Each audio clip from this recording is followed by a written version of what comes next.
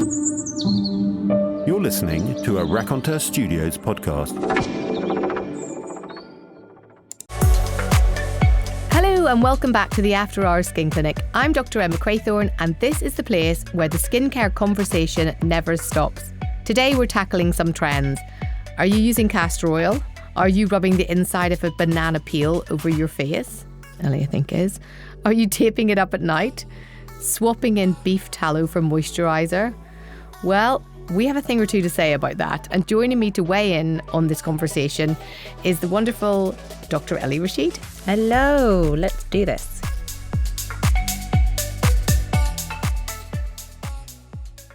We actually have had some listener questions about all of these subjects, so I hope people find this useful. I actually find it quite useful having to look up some stuff about it. I mean, banana peel facials, you'll have to tell me a little bit more about what that is. I really don't know. But let's start with castor oil, because this is the one that has been kind of touted as nature's Botox on the internet. So first things first, what do we think of castor oil? Do you want to start, Emma? Yeah. So castor oil is essentially an oil, a very thick oil that is derived from the castor seeds. And with many oils that are derived from seeds, these are full of very kind of like thick fatty acids. And the fatty acid in question for this one is something called ricinoleic acid. And it does have a little bit of anti-inflammatory properties because it works via like an antioxidant pathway, like most of these plant-derived oils. And it is thought to be slightly anti-inflammatory. In other words, it can calm down inflammation. But the key thing about castor oil is because it is a thick oil, when you apply it to the skin, it acts like an occlusive agent. In other words, it stops water from escaping out. And it does soften the skin a little bit as well. So whenever we try and think about what a perfect moisturiser would be, it obviously has this combination of something that is an occlusive, a softening agent, as well as something that can draw water in, a humectant. So a combination of these three ingredients are kind of thought to be the perfect moisturiser. And castor oil, as this very thick oil, kind of embodies two of those.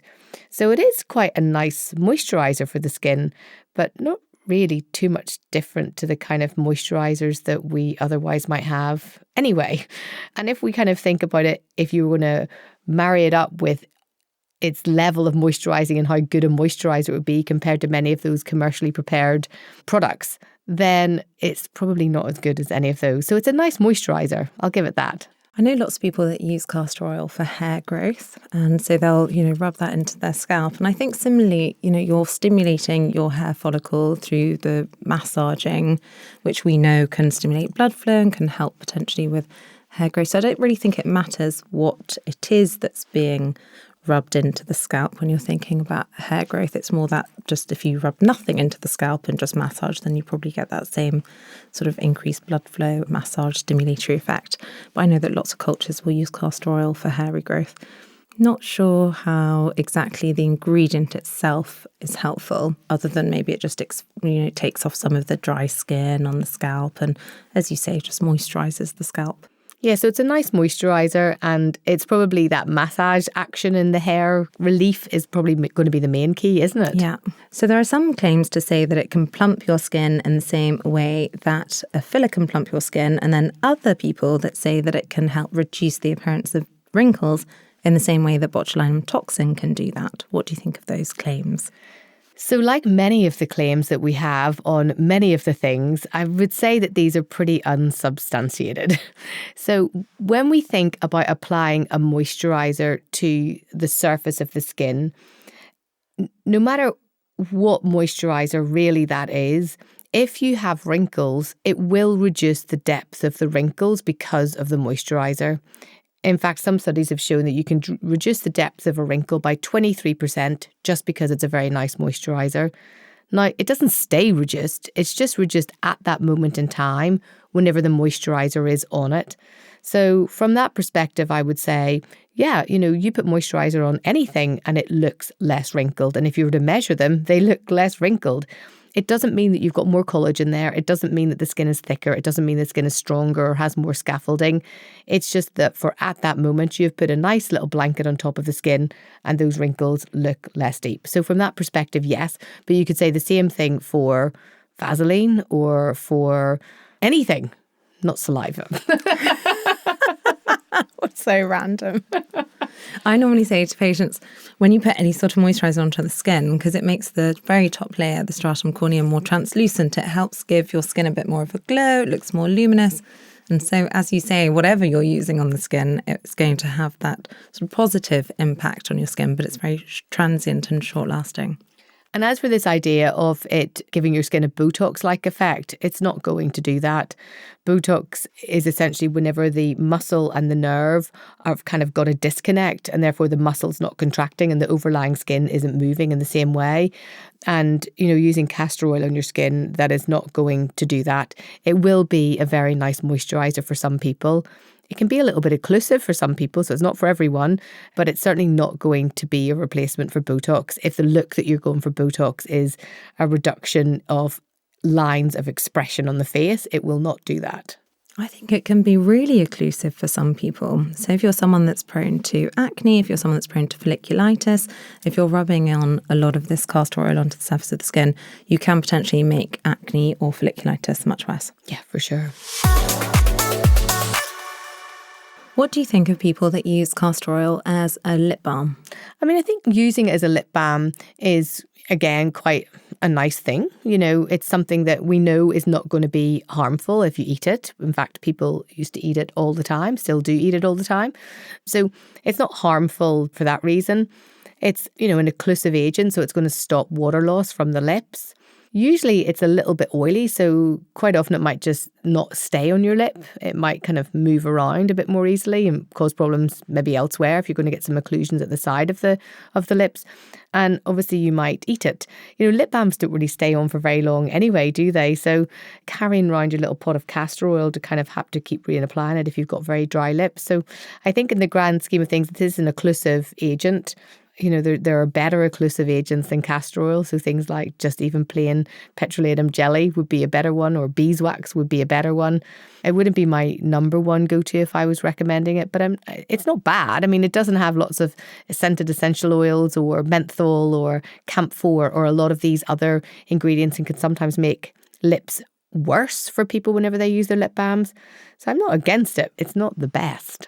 I guess people just need to be aware that in some cases you can develop a contact dermatitis to it. And so this is where you get a reaction in the skin to ingredients, and it looks like an eczema type of reaction. So if you are going to use castor oil, if you're going to use it as a lip balm or as a hair growth stimulating ingredient or on your skin, then you just might want to do a test patch first. So something like a repeated open application test where you take a little part of usually the inside of your wrist, and then you put a sample of the ingredient that you're wanting to test onto that area, and you do that every day, usually for 5 days. And if you've not developed a reaction, then it's probably okay to use on a wider area. Okay, so the next claim is the banana peel facial. And this went pretty viral in April this year when the fitness influencer Ashton Hall shared his morning routine. He got over 100 million views on TikTok. And part of this routine, which started, by the way, at 3:52, just as we're getting in, involved rubbing a banana peel over his skin. What are your thoughts on this, Ellie? Let's break it down. My first thoughts are, oh my God, just why? There are so many better ways to incorporate vitamin C into your skincare routine. But the whole premise of this is that you get some sort of vitamin absorption from the banana peel directly into your skin. And that seems to upregulate some antioxidant benefit in the skin. But there are a few things to say. One, you don't know much about that particular banana. So has there been the use of pesticides? How has it been stored? How long has it been out for? Has it gone moldy? I just think there's so many variables, and then you're applying something, particularly something like banana, where it goes moldy pretty quickly, and then you're applying it all over your skin. I just think, no, why not just stick to either ingesting the banana and enjoying the benefits of that, or applying a vitamin C serum in the form of L-ascorbic acid directly onto your skin. So what is your top tip then if you're not going to waste your banana peel on your face? My top tip is to eat your banana and then put the peel in the bin or in your compost, recycling, whatever it's called. What's it called? My mum always puts it with plants. Yeah. She says, the potassium will leach out. It's good for your tomatoes, I think. Yeah. So I also don't know if that's true, by the way. we've got one of those big compost bins that we just put all the like plant stuff and like fruit peel into that big compost bin. So yeah, that's where it should go. And then if you want an antioxidant benefit for your skin, then you can use vitamin C, vitamin E, ferulic acid, those sorts of ingredients for their antioxidant benefit. And you also want something that can easily stay on a shelf, that you don't need to worry about whether the protein's being denatured or it's getting oxidized and therefore it won't have a benefit on the skin or cause some potential damage to the skin and upset your skin barrier. And there's a whole episode dedicated to just topical vitamin C. So that's well worth a listen if you want to put your banana peels in the bin instead of in your face.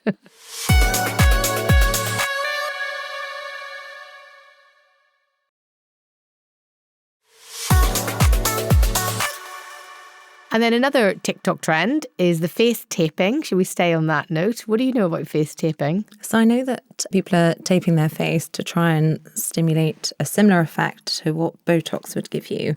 So you sort of keep your face in a certain position and that minimises the effect of when you're sleeping and you putting pressure onto the face and affecting the way that those muscles work or the wrinkles develop.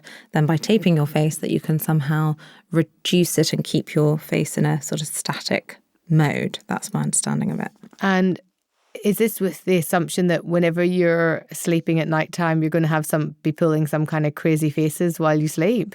I think it's when you sleep and you've got pressure against like a pillow. If you sleep on a particular side. Oh, so it doesn't like move it in. Yeah, and so then you're sort of squidging your face against the pillow and it reduces that squidging of the skin against the pillow. I would like to provide the counter argument to this, that must mean that it's more difficult to go to sleep and feel more uncomfortable whenever you're sleeping. And surely you must get a worse night's sleep. And therefore, surely your skin would look worse as a consequence of the worst night's sleep because of face taping. I totally agree. I can't even sleep with socks on, let alone taping my whole face up. Socks on your face? Socks on my feet. I was like, where does she put the socks on her face? I can't sleep with socks on either, far too hot. But then I tell my patients that have got palmo, plantar, psoriasis or eczema affecting their feet that, it's really helpful if you put a really thick emollient on, something maybe with a bit of urea in it, and then cling film your feet up and then put a sock over the top and just sleep in that overnight. And I think I would never, ever do that myself. I know there's so many things that we give out that we know is the right advice to give out, but actually the practicalities of doing that is really, really, really difficult. It's, I remember being in the eczema clinic and, telling the parents what they should be doing with their children in the eczema clinic and then becoming a mother of a child who had eczema thinking, what was I thinking telling these poor people to do this? I was exactly the same. 4 times a day, don't forget, absolutely need to do this. It's like, God, well done if you're doing it twice. I know. God bless CeraVe and Lipikar Balm AP+M where you only have to do it once a day. Yeah, so much better. God bless you. And Aveeno, of course. Yes. Aveeno Dermexa therapy. So there are celebrity facialists that saying the skin is directly attached to the muscles of the face, and when tape is used in the right way, it lifts the skin, allows nutrients and oxygen to flow underneath, reducing puffiness and softening lines. It's key to place tape so that it follows the lymphatic system and muscle structure. Thoughts, Dr. Emma Craythorne? Well, the first thing that kind of stands out to me is the fact that the muscles do not directly go into the skin with the exception of a few places on the face. So, yeah, the chin and a few other insertion points. But actually, most of the skin has fat underneath it and is not related to or directly linked to that underlying muscle. So already that's not correct. So I'm not listening to the rest of it. Also, I do think lymphatic drainage is a really positive thing. I love lymphatic drainage. Yeah, I'm all for it. But you just need to know the way that your lymphatics drain, and then you have to massage your skin. So you can't stimulate the same thing just by sticking tape over the top. There needs to be a massage component. It's quite a firm massage as well that you need to do to really aid lymphatic drainage. I am a huge fan of lymphatic drainage, and actually I think we should do an entire podcast episode on it because I think it is just really wonderful. And I see a lot of it in patients as we get older, our lymphatics get a bit more sluggish and so our faces become a bit more puffy. You see it in people who have had maybe a little bit too much botulinum toxin for the kind of skin that they have, and they end up getting a little bit boggy. And then sometimes you even see it with patients who have had fillers over the years where that starts to kind of cause a bit more problems as well within the lymphatics and makes them a bit more sluggish. So I actually think that I'm seeing more and more of this. And even in my patients who have rosacea, again, that inflammation causing puffiness of the face. And so I am a huge fan of lymphatic drainage. We should do an episode on this. And there's really wonderful PDFs by the Lymphatic Drainage Society showing you how to do it. But almost it's the exact opposite of this because it's all about moving the face, moving the lymphatics, moving everything. Whereas this to me seems like you're stopping moving it. Yeah, it doesn't make sense.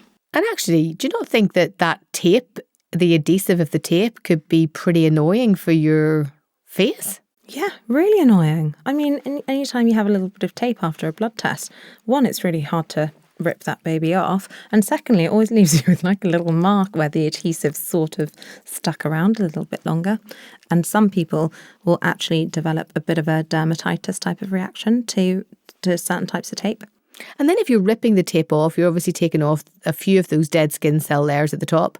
And if you're somebody who's particularly retinized, in other words, have been using lots of topical retinoids, that is also going to be a problem, predispose you to post-inflammatory hyperpigmentation. Oh, I'm actually really not liking this trend. And if you're someone that's into your skin health, then you almost certainly will be using tretinoin because you want to be optimizing your skin health as far as possible. So yeah, someone that cares about their skin health definitely should not follow this trend. Yeah, I'm with you.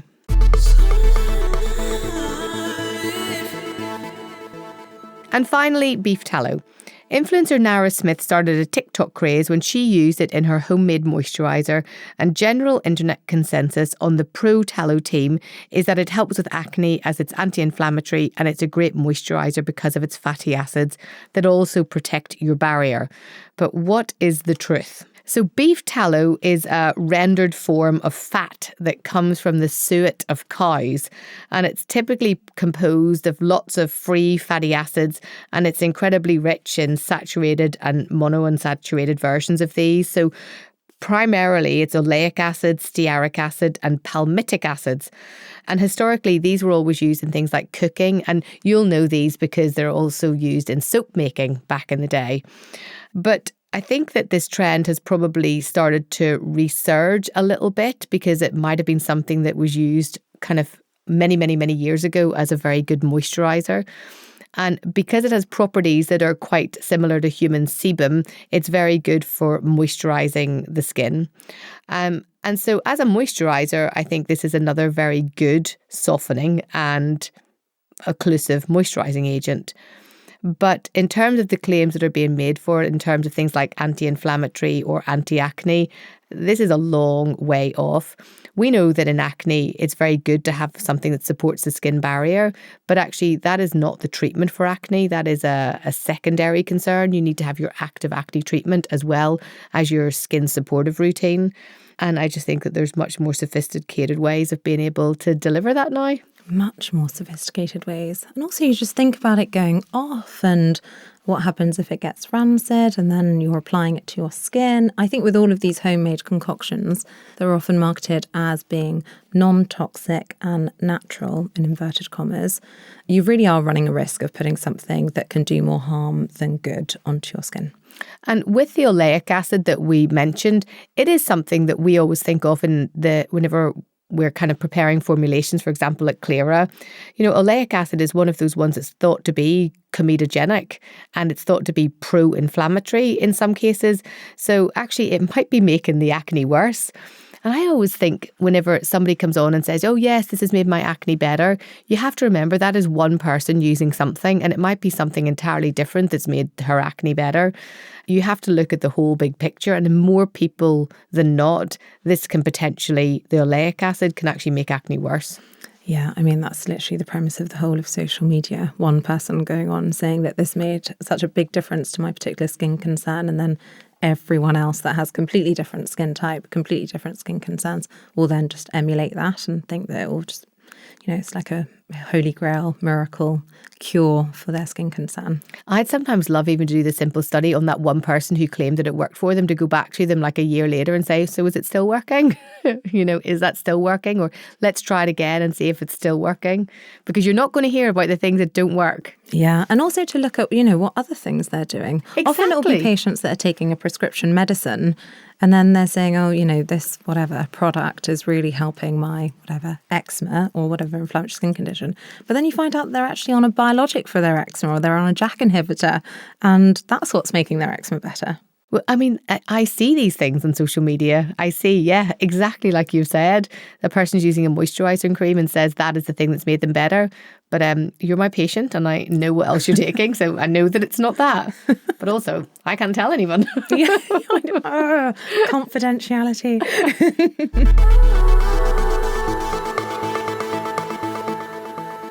Okay, so final verdicts. And should we rate them out of 10? Number 1, castor oil. So castor oil, I'm going to give a 4 out of 10. I think if you're massaging it into your scalp, then the massage benefit is beneficial. I'm going to give it a 4 as well. I think that's a good number. Next, banana peel facial. It's just, can I say 0? I was going to go negative, so yes. Okay, face taping. Face taping, I'm going to give a 2 out of 10. Really? Yeah. Oh, I was going to go negative on that one. Like, yeah, no, definitely not. 0 as well. Beef tallow. So, I mean, beef tallow, it's quite a nice moisturiser, isn't it? Wouldn't use it for acne. Might give this a 2. It's a bit, I don't know. I just think gross. No, I know. 0. 0.25. Let's go a slight roll somewhere.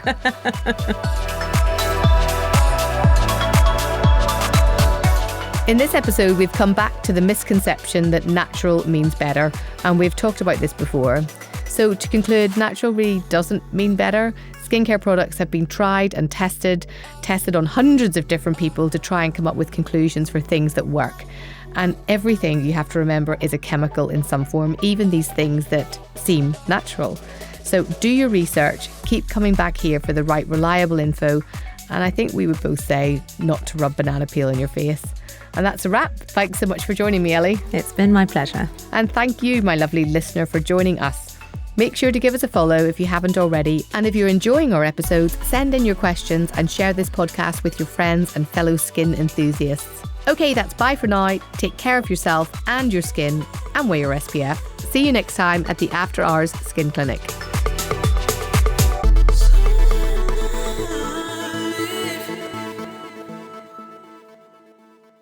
As always, this podcast is for informational purposes only and is not a substitute for medical advice. Please consult your healthcare professional before making a change to your treatment.